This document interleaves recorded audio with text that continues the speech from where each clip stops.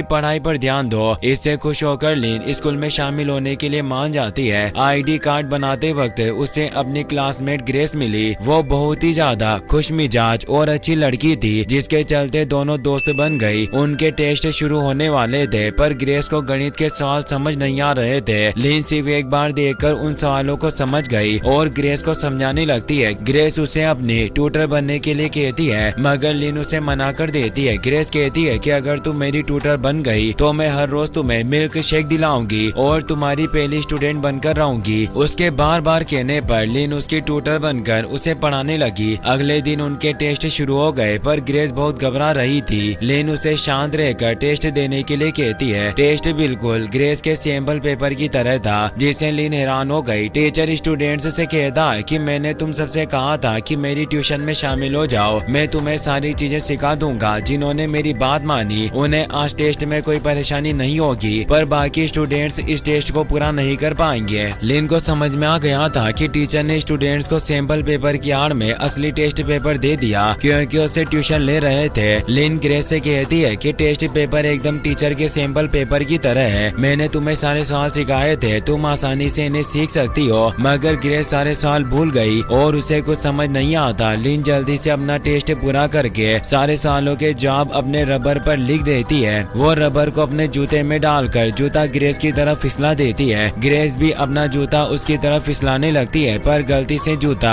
आगे निकल गया। टीचर देखने वाला था, लेकिन लिन जूता लेकर सीधा टीचर के पास चली गई, जिससे किसी को उनके बारे में पता नहीं चला। और ग्रेस ने रबर पर जवाब देकर अपना टेस्ट पूरा कर लिया, जिससे उसे बहुत अच्छे नंबर मिले। वो